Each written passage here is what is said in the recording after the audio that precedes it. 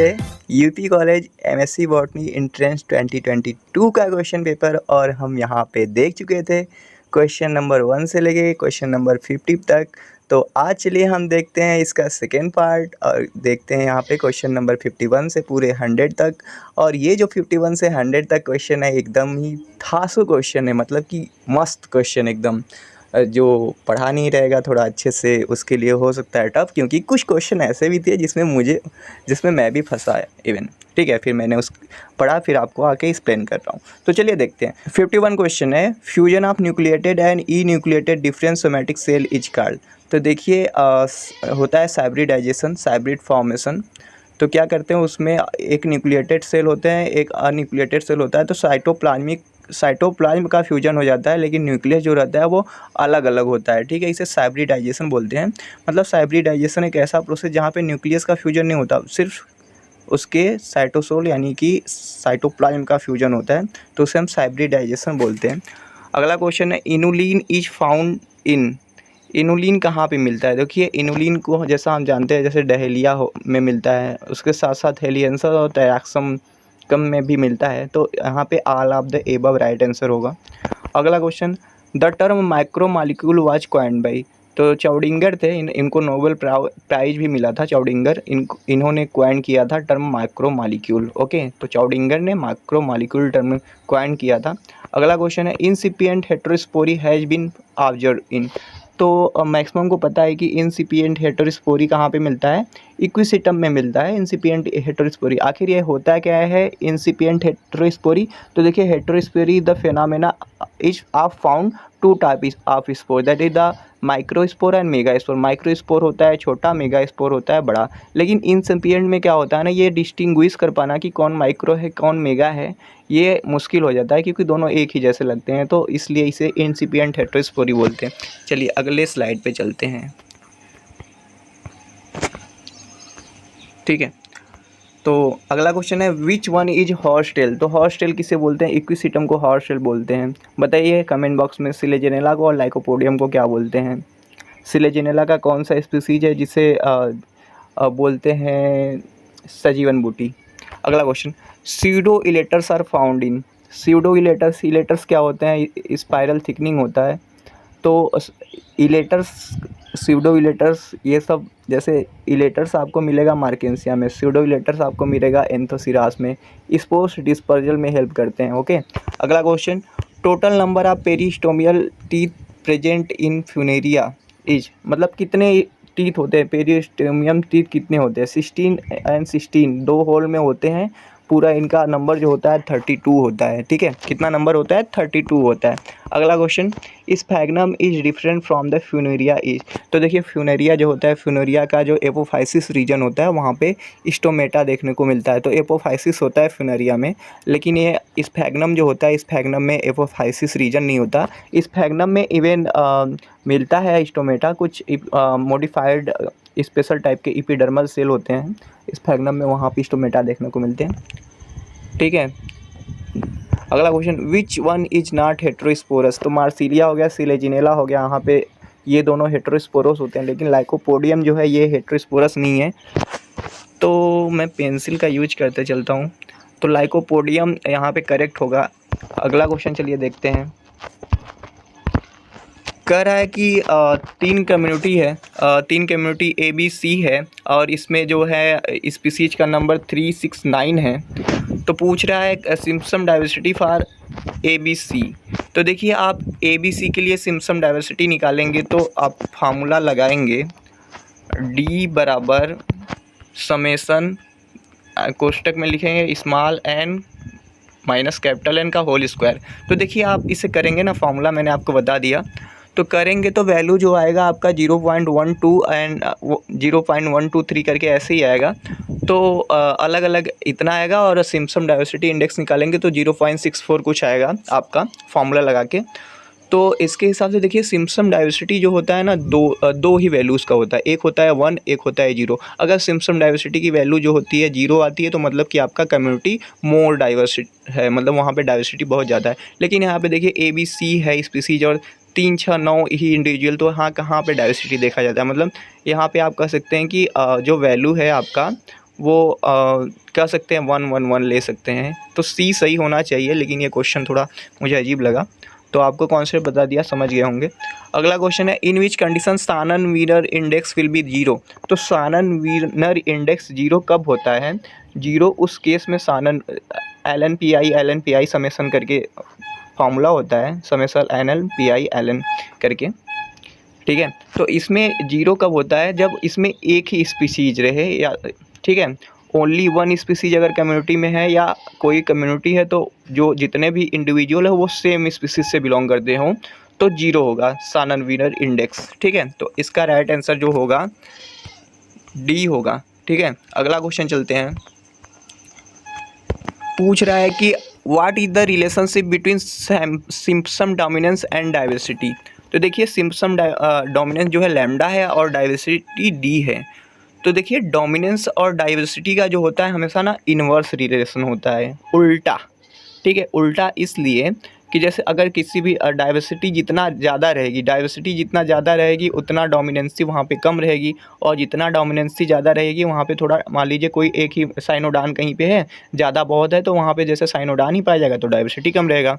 तो D is equal to 1 - lambda भी हो सकता है, और D इज इक्वल टू 1/λ, यानी कि AC बोथ करेक्ट हो जाएगा। आपको कॉन्सेप्ट समझ में आ रहा है ना कि डोमिनेंस ज़्यादा रहेगा। कोई अगर जैसे कि मैं कहूँ मेरा खेत है, 4 बीघा खेत है, वहाँ पे पूरा साइप्रस रोटुंडस ही ग्रो किया है, तो डोमिनेंस ज़्यादा हो गया साइप्रस रोटुंडस का, लेकिन डाइवर्सिटी तो कम है ना भाई। आपका एक ही स्पीसीज है, कहीं कहीं साइनोडान है, लेकिन मैं कहूँ मेरा खेत है उसमें बहुत प्रकार के अलग अलग ग्रास ग्रो किए हैं, तो डोमिनेंस हो सकता है कम हो, लेकिन डाइवर्सिटी तो बहुत ही ज़्यादा है। आप समझ गए होंगे आई थिंक। अगले क्वेश्चन चलते हैं। One sided leaf area to ground area for deciduous forest would be. तो देखिए आप लीफ एरिया इंडेक्स LAI बोलते हैं, आप इसके बारे में पढ़ेंगे। एक्चुअली लीफ एरिया इंडेक्स क्या होता है? कवर होता है कि मतलब प्लांट के लिए ये उसका फिजियोग्नोमी में करेक्टर आता है। तो लीफ एरिया इंडेक्स कितना वो लाइट को कैप्चर करके, देखिए हमारी धरती जो है पूरी जो इकोसिस्टम टिका हुआ है फोटोसिंथेसिस पे ही टिका हुआ है, तो लीफ एरिया इंडेक्स इंपॉर्टेंट हो जाता है। और डेसिडुअस फॉरेस्ट के लिए जो लीफ एरिया इंडेक्स होता है वो 5 से 8 तक होता है, ठीक है। ये सब थोड़ी याद करने वाली थोड़ी सी कॉन्सेप्चुअल चीज़ें हैं, ओके। चलिए अगले स्लाइड पे चलते हैं, ओके। अगला क्वेश्चन पूछ रहा है which one following will be most suited for the hyper volume नीके। तो देखिए नीके के बारे में आपको पता ही है, सब जानते हैं कि niche is a place where organism live and interact with each environment, okay. तो हाइपर वॉल्यूम नीके क्या होता है? यन डायमेंशनल हाइपर वॉल्यूम नीके बोलते हैं इसे। हचिंसन ने बताया था हाइपर वॉल्यूम नीके के बारे में। तो इन्होंने बताया था कि जो ऑर्गेनिज्म होता है उसके इन्वायरमेंट में जो भी चीज़ें हो, चाहे जितनी भी चीज़ें हो, लाइट हो, खाना हो, ऑर्गेनिज्म हो, दूसरा स्पीसीज हो, तीसरा उसका, चौथा उसका भाई, उसका बहन, कोई भी रहे, सबसे इंटरेक्ट करता है, तो हर चीज़ के लिए रिस्पॉन्सिबल करता है। तो देखिए जिस वाले ऑप्शन में सबसे ज़्यादा चीज़ें हैं सब है वही सही होगा।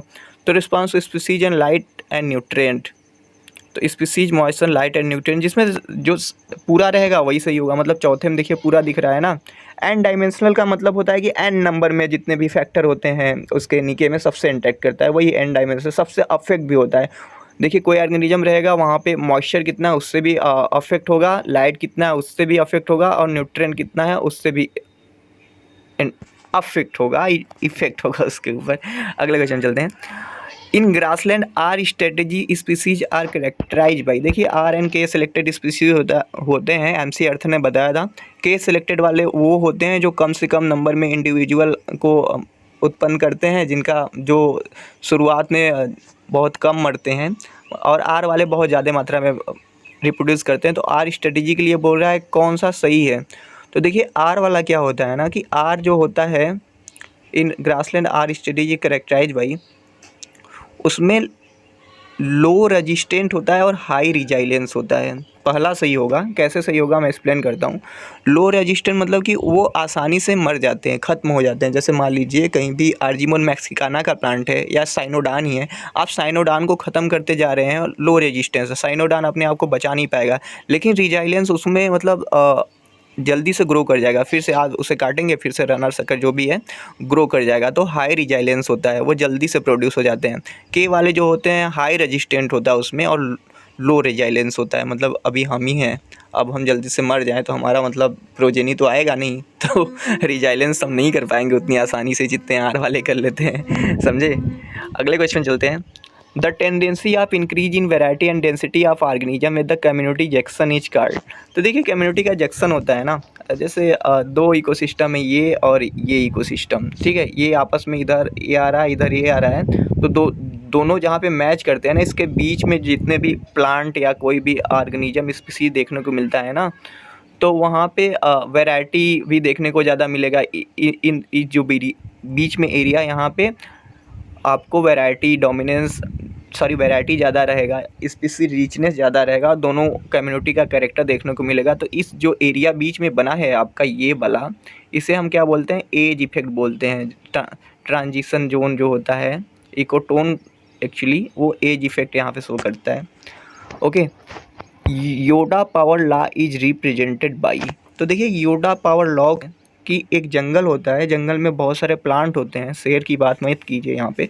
योडा power law is all about the, मतलब कि अगर एक जंगल है, एरिया, अगर यहाँ पे सीड गिरा है तो यहाँ पे ये अपने डोमिनेंस और डाइवर्सिटी को बनाने के लिए थीनिंग करेगा, सारा ग्रो कर जाएंगे प्लांट अगर एक जगह में, तो वो उसका स्टेम थीन रहेगा कि सारे ग्रो कर पाएँ। तो योडा पावर लॉ यही है कि self thinning of plant is denoted by Yoda law. और योडा पावर लॉ जो होता है -3/2 ये होता है फॉर्मूला, आप अच्छे से पढ़ेंगे, गूगल पे मिल जाएगा। मैं बता दिया कि योडा पावर क्या होता है, सेल्फ थीनिंग होता है प्लांट का, कि ज़्यादा से ज़्यादा उसको डोमिनेंसी बनाए रखे प्लांट को ग्रो कराने के लिए।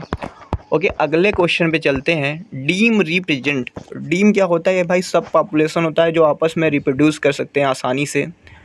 तो और फिर स्मॉलर ग्रुप होता है जो फ्रीली इंटरवीट कर सकते हैं, फिर हैविंग इनफ जीन फ्लो भी हो सकता है, रिप्रोड्यूस करेंगे। एक देखिए डीम होता है और एक क्लीन भी होता है। क्लीन क्या होता है, अगर डीम रिप्रोड्यूस कर रहे हैं तो रिप्रोड्यूस करेंगे तो मियोसिस और क्रॉसिंग ओवर होता ही है। तो डीम से अगर जेनेटिक फ्लो होता रहा, धीरे धीरे उसके जीनोटाइप फिनोटाइप में अगर चेंज आ रहा है, तो डीम जो होता है वो क्लीन में बदल जाता है। क्लीन से ऐसे ऐसे धीरे धीरे स्पीसीएशन में भाग लेता है। ओके, अगले क्वेश्चन में चलते हैं। One on the basis location and penetrating bud which one is more suited for hemicryptophyte. तो देखिए ये रोंकियल लाइफ फॉर्म से क्वेश्चन आया है, हेमिक्रिप्टोफाइट से पूछा है।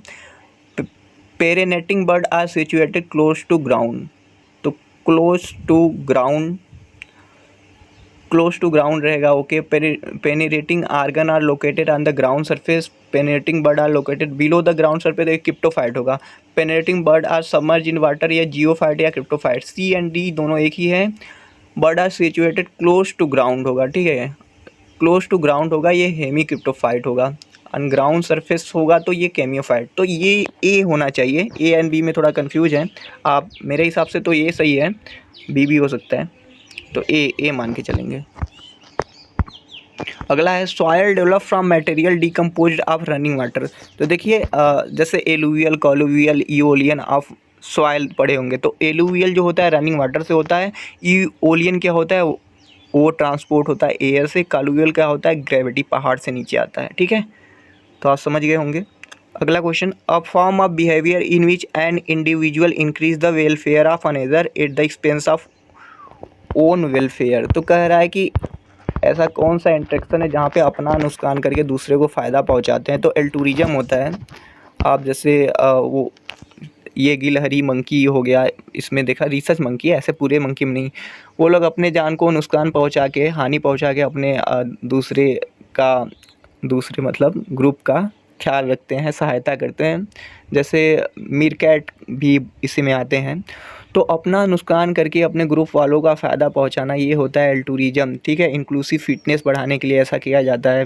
R B is greater than C इसे हम बोलते हैं, और कुछ इसे बोलते हैं, ठीक है, क्या बोलते हैं वो आप बताइए, एक लॉ है। कमेंसलिज्म में क्या होता है, दूसरे का फ़ायदा तो पहुंचाते हैं लेकिन अपना कोई नुकसान नहीं होता, अपने को कोई फ़र्क नहीं पड़ता। एमेंसिलिज्म क्या होता है, अपना कोई घाटा ना करके दूसरे का घाटा, मतलब हमको तो कोई फ़र्क नहीं पड़ता, सामने वाले की लुटिया डुबा देंगे, ये होता है एमेंसिलिज्म, ठीक है। अगला क्वेश्चन चलते हैं। अ डेंस ब्रिटिल कॉम्पैक्ट सब soil horizon associated with acid soil condition. तो देखिए कभी कभी क्या होता है ना कि सॉयल इतना कठोर हो जाता है, वाटर वहाँ पे बहता रहता है, वाटर के बहने की वजह से वहाँ पे लेटराइजेशन ये सब बहुत लीचिंग वचिंग हो जाता है, ऊपर एसिड आके रह जाता है और वो कठोर रह जाता है, प्लांट का रूट वहाँ पे जा नहीं पाता है, तो वो एक टाइप का सॉयल बन जाता है जो जहाँ पे कोई प्लांट ग्रो नहीं कर पाता है, उसे फ्रैगीपैन बोलते हैं। ठीक है, क्या बोलते हैं? फ्रैगीपैन। अगला क्वेश्चन चलते हैं। The tendency of coexisting species to fill all available space along a resource gradient. तो देखिए, स्पीसीज को एग्जिस्ट करना है, ठीक है। एक तो होता है स्पीसीज में कंपटीशन, अगर नीचे हुआ लैग करता है तो स्पीसीज में कंपटीशन होता है, लेकिन कंपटीशन को रोकने के लिए वो रिसोर्स पार्टियोनिंग कर लिए, कैरेक्टर डिस्प्लेसमेंट कर लिए, तो एक ही नीचे में रहने के लिए वो नीचे में अलग अलग एरिया, मतलब पेड़ पे है कोई चिड़िया है, चिड़िया का अलग अलग स्पीसीज है, कोई बीज खा रही है, कोई फल खा रहा है, कोई रूट खा रहा है, कोई लीफ खा रही है, तो वो अलग अलग नीके पे जाके उस नीको को पैक कर ले रही हैं। ठीक है, नीके का पैकेजिंग हो जा रहा है, तो वहाँ पे कोएग्जिस्टेंस आसानी से हो सकता है, नीके पैकेजिंग। ओके, अगला question. Vegetation type maintained and climax over long period of time by continued human activity. तो ह्यूमन एक्टिविटी के मतलब होता रहता है, जैसे सक्सेशन हो रहा है, ह्यूमन कहीं से जा रहा है, पेड़ पौधा मतलब उसके पैर के नीचे आके दब के ख़त्म हो जा रहे हैं, ठीक है, लेकिन वो फिर से ग्रो हो जा रहा है, मतलब ग्रो होता जा रहा है, ह्यूमन उसे ख़त्म कर रहे हैं गलती से, फिर वो ग्रो होता जा रहा है, उसे हम प्लेगियो क्लाइमेक्स या फैगियो क्लाइमेक्स बोलते हैं, जो मतलब शुरू से हैं, प्रेजेंट है, लेकिन वो डिस्ट्रॉय भी होते हैं फिर आ जाते हैं, ह्यूमन डिस्ट्रॉय करता है फिर आते हैं। ओके, अगला question. Lowering a partial pressure of CO2 is surface water and increase it in deep water is approximately term as. तो ये भाई बायोलॉजिकल पंप का कमाल है। एक्चुअली होता है क्या है कि फोटोसिंथेसिस करके ब्लू ग्रीन एल्गी जितने भी समुद्र में होती हैं CO2 को फिक्स करती हैं, लेकिन फिर वो डेथ एंड डीके होता है तो ऑर्गेनिक CO2 जाता है, सेडिमेंट होता है, वो कार्बन क्या बोलते हैं, कार्बन सिक्वेस्ट्रेशन, हाँ, कार्बन सिक्वेस्ट्रेट होके नीचे जाके सरफेस पे जमा होता रहता है। तो lowering of partial pressure of CO2 in surface water and deep water. तो अब भाई सरफेस पे लोअर क्यों रहेगा, क्योंकि सब कम ही रहेगा, लेकिन वो सिक्वेस्ट्रेट होके नीचे जमा हो जा रहा है, तो वहाँ पे पार्शियल प्रेशर तो ज़्यादा होगा ही। तो ये बायोलॉजिकल पंप का कमाल है, आप गूगल करेंगे तो मिलेगा आपको। अगला क्वेश्चन चलते हैं। The ratio of gross primary productivity to community respiration at the late stage of succession. देखिए, सक्सेशन में क्या होता है, जब क्लाइमेक्स स्टेज पे जब सक्सेशन पहुंच जाता है, जब पेड़ पौधे बहुत बड़े बड़े हो जाते हैं, ठीक है, तो वो जितना खाना बनाते हैं फोटोसिंथेसिस से, उसमें से बहुत कम ही मात्रा में खाते हैं, मतलब ज़्यादा मात्रा में स्टोर करके रखते हैं, अपने लिए बहुत कम ही यूज करते हैं, तो वो रेशियो जो होता है 1:1 हो जाता है, मतलब वो क्या हो जाता है, अप्रॉक्सीमेटली जितना खाते हैं, मतलब जितना बनाते हैं उतना खाने, मतलब 1 होता है, ठीक है, अप्रॉक्सीमेटली 1 ही आता है। Okay, which one is principle fits for new paradigm of ecosystem concept. तो इकोसिस्टम कॉन्सेप्ट के लिए कौन सा प्रिंसिपल फिट होता है, तो ह्यूमन इज ए की factor for changing the ecosystem stability. हाँ भाई, पेड़ पौधे काट दो, जहाज उड़ाओ, CFC का पॉल्यूशन करो, ज़्यादा से ज़्यादा फैक्ट्री लगाओ, चिड़िया मारो, तो भाई होगा ना, स्टेबिलिटी तो ख़त्म होगी ना। रिवेट प्रॉपर हाइपोथेसिस पढ़ा होगा आपने। अगला भी ऑप्शन देख ही लेते हैं। As the local ecological system approach the biotic potential of the site decrease local stability but increase global. गलत बात है, ऐसा नहीं होता है।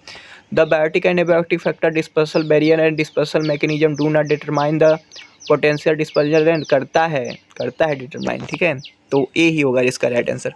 Y shaped energy flow model के बारे में पूछा है, ठीक है। वाई शेप में क्या होता है, EP ओडम ने बताया था। ओके, तो एक में होता है ग्रेजिंग, दूसरे में होता है इसका decomposition. Direct consumption of plant and utilisation of dead organic matter are usually separated in both time and space. ये सही है ए का। Phagotroph and saprophyte do not different in size metabolism. करता है भाई, फैगोट्राफ जो होता है जैसे कार्निवोर को बोलते हैं, सैप्रोफाइट तो अलग होता है, तो बी होगा नहीं। In confirm the basics stratified structure of ecosystem. हाँ, सी सही है, मतलब डी सही होगा इसका, A एंड C दोनों सही है। चलिए अगले स्लाइड पे चलते हैं। कहाँ गया पेन? तो पूछ रहा है the 6 mass extension is refer to. तो 6 मास एक्सटेंशन, तो देखिए अब तक धरती पे 5 मास एक्सटेंशन हो चुके हैं। एक डायनासोर के टाइम पे, फिर पर्मियम टाइम पे दो बता दिया। अभी जो चल रहा है इस समय तो होलोसीन इपोक का है। एंथ्रोपोसीन एक्सटेंशन मतलब ह्यूमन एक्टिविटी के द्वारा जो इतने सब किए जा रहे हैं चीज़ें, तो ह्यूमन ही रीजन होगा अगले मास एक्सटेंशन का। कहीं एटॉमिक बम गिरा दिया तो हो गया ना मास एक्सटेंशन। तो एंथ्रोपोसीन एक्सटेंशन जो है ये कंटिन्यूअड है, ये कभी भी हो सकता है। तो ज़िंदगी को जितना जीना है, एंजॉय करना है, कर लीजिए। भाग दौड़ की ज़िंदगी में पता नहीं कब मास एक्सटेंशन हो जाए, ज़िंदगी खत्म। हाँ मजाक कर रहा था। ओके, तो भाई ये कोविड-19 नहीं है, जिसने ये पेपर किया कोविड-19 लगा रखा है। गजब। अगला question, Mauna Loa is related to an. तो देखिए माउना लोआ क्या है, ये एक कहाँ का, अमेरिका का, यूएसए का एक्सटिंक्ट वॉल्केनो है। लास्ट टाइम इसका जो हुआ था उद्गम एक्टिव जब हुआ था 1974 में हुआ था, उसके बाद से कभी एक्टिव ही नहीं हुआ। मतलब इसका राम नाम सत्य हो गया, कभी ये ज्वालामुखी बन नहीं पाया। तो ये वॉल्केनो है जो एक्सटिंक्ट है, मतलब सुतुप्त ज्वालामुखी जिसे हम बोल सकते हैं। ओके, अगला question, which one represent an expression of oxygen depleting effect of given amount of organic matter through the action of decomposer. तो भाई ये ज़्यादा से नहीं, कुछ ज़्यादा नहीं बोल रहा, यही बोल रहा है कि जो डिकम्पोज ऑर्गेनिक मैटर होते हैं, उस मतलब ऑर्गेनिक मैटर को डिकम्पोज करने के लिए माइक्रो ऑर्गेनिज्म जो होता है उसे कुछ चाहिए होता है ऑक्सीजन। तो उसे हम क्या बोलते हैं, वो होता है बायोलॉजिकल ऑक्सीजन डिमांड। ठीक है, सी होगा इसका right answer. Eutrophication of water body is characterize by the presence of. तो यूट्रोफिकेशन जो होता है ये क्या होता है कि जब किसी भी वाटर बॉडी में नाइट्रेट और फास्फेट की मात्रा बढ़ जाती है तो वहाँ पे एल्गी बहुत तेज़ी से ग्रो करती है और ऑक्सीजन को कंजप्ट कर लेती है, जिससे फिश मर जाती हैं। तो नाइट्रेट जो होता है 300 मेगाग्राम माइक्रो है, सॉरी 300 से ज़्यादा हो जाएगा पर लीटर से तब। और फास्फेट, देखिए इसमें कॉन्सेप्ट लगा के भी कर सकते थे, ज़्यादा होना चाहिए। देखिए यहाँ पे बी में भी कम करके दिया है, सी में भी एक चीज़ कम ही दिया है, और डी में भी देखेंगे तो डी में भी नाइट्रेट 300, इसमें भी कम ही दिया है। तो जहाँ पे ज़्यादा रहेगा वहाँ पर सही होगा ना। तो देखिए ए वाले में ज़्यादा है कि अगर 300 से ज़्यादा हो गया नाइट्रेट तब यूट्रोफिकेशन, और फास्फेट 10 से ज़्यादा हो गया तब नाइट्रोफिकेशन। कम की बात तो हम करेंगे ही नहीं ना। ओके, 83 चलते हैं। इन absence of green house gas in atmosphere today how much temperature on this planet would be. तो देखिए ग्रीन हाउस इफेक्ट जो है, अगर हमारे धरती पे ना रहे तो पूरा हमारी धरती का जो हीट है वो स्केप करके चला जाए स्पेस में, तो हमारी धरती का टेम्परेचर हो जाएगा -20 डिग्री सेंटीग्रेड, और हम लोग जम के बर्फ़ कुल्फ़ी बन जाएंगे। ठीक है, तो -20 डिग्री सेंटीग्रेड हो जाएगा अगर ग्रीन हाउस इफेक्ट हमारे धरती पे ना काम करे। अगला क्वेश्चन है, relatively half of the increase of green house gas in the atmosphere is due to. तो भाई देखिए ग्रीन हाउस इफेक्ट गैस जो होता है CO2 मोस्टली है, तो बर्निंग ऑफ फॉसिल फ्यूल करेंगे तो सबसे ज़्यादा यही निकलेगा, CO2, मीथेन, नाइट्रोजन के ऑक्साइड। ओके, तो अगले क्वेश्चन चलते हैं। समुद्र कह रहा है कि रात में ग्लो करता है, क्यों ग्लो करता है? क्योंकि वहाँ पे क्या होता है, नॉक्टुलोका होता है। ठीक है, नॉक्टुलोका क्या है, कमेंट सेक्शन में बताइए। अगला क्वेश्चन है, which one represent store house of biodiversity. तो सबसे ज़्यादा बायोडाइवर्सिटी कहाँ पे देखने को मिलता है, tropical rain forest. Tropical rain forest जो है वो इक्वेटर पे है, इक्वेटर पे होने की वजह से वहाँ पे गर्मी और बरसात बहुत ज़्यादा होती है, इसलिए वहाँ पे बहुत ज़्यादा डाइवर्सिटी देखने को मिलती है, तो ये स्टोर हाउस बोला जाता है। ओके, अगला क्वेश्चन है, which one does not belong to convention of biodiversity. तो कन्वेंशन ऑफ बायोडाइवर्सिटी से कौन सा नहीं बिलोंग करता, कंजर्वेशन ऑफ बायोडाइवर्सिटी बिलोंग करता है। सस्टेनेबल यूज करेंगे ताकि फ्यूचर जनरेशन के लिए बचा के रख सकें। और समिस रियो डे जेनेरो 1992 में हुआ था। लेकिन unequal sharing of benefit arising from biodiversity, ऐसी कोई बात हम लोग पढ़े नहीं है, तो यही सही होगा। मतलब ये गलत होगा फिर भी ये सही होगा। अगला क्वेश्चन, ठीक है, अगला क्वेश्चन है, which one is useful for gaining information on the concentration of phytoplankton from the colour of ocean. तो देखिए भाई, नोआ जो है नेशनल ओशियनिक एंड एटमॉस्फेरिक ये क्या होगा, भुला गया, कोई बात नहीं, फिर से करते हैं। तो अगला क्वेश्चन है, which one is useful for gaining information on the concentration of phytoplankton from the colour of ocean. तो देखिए, कलर ऑफ ओशियन जो फाइटोप्लैंक्टन के द्वारा कलर ऑफ ओशियन को मेजर करने के लिए, नोआ तो एक ऑर्गेनाइजेशन है यूएसए का, जो कि प्रिडिक्शन करता है इन्वायरमेंट में जो भी चेंज है। इकोनोस क्या है, ये एक सैटेलाइट है, जो सैटेलाइट काम करता है इन्वायरमेंट के जो भी वेरिएशन आ रहे हैं वेरिएबल, उसको मेजर करने के लिए। लेकिन निम्बूस 7 जो है, ये भी सैटेलाइट है, ये मेजर करता है कलर चेंज ऑफ ओशियन। तो ये राइट आंसर इसका होगा निम्बूस 7 ही, ठीक है, निम्बूस 7। अगले क्वेश्चन चलते हैं, which hormone is basic in nature. तो बेसिक इन नेचर वाला हार्मोन जो है आपका साइटोकाइनिन है, ठीक है, G18 साइटोकाइनिन। अगला question, international size of herbarium seat. Herbarium seat का इंटरनेशनल साइज जो होता है वो 41 × 29 सेमी स्क्वायर होता है, तो यही सही होगा। हर्बेरियम को बचाने के लिए कि उसमें फंजाई वंजाई ना लगे, अब तो कौन सा हम यूज करते हैं एजेंट, वो होता है मर्क्यूरी क्लोराइड Hg2Cl2। अगला क्वेश्चन है, which one is source of litmus. Litmus का रोसेला मोटनागिनी या रोसेला के और स्पीसीज हो सकते हैं। अगला क्वेश्चन चलते हैं, the lichen growing on tree bark. Tree bark पे जो लाइकेन ग्रो करता है कॉर्टिकोलस होता है। ये 3 आप कमेंट सेक्शन में बताएंगे कि इसके मतलब क्या होता है, कहाँ पे ग्रो करता है। अगला क्वेश्चन,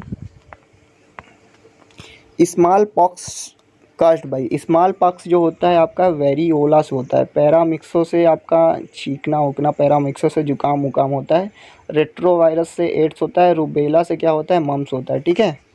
अगला question, which one is single standard RNA virus. तो single standard RNA virus HIV में होता है, रियो वायरस में होता है आपका double standard RNA, pox virus और कोले वायरस में DNA होता है।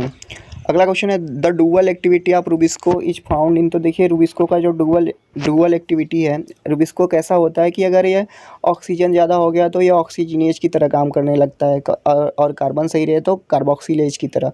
तो इसका राइट आंसर वीट होगा। वीट में आपका फोटो रेस्पायरेशन देखने को मिलेगा, तो ये शुगर केन नहीं होगा, ओके, तो वीट होगा इसका राइट आंसर।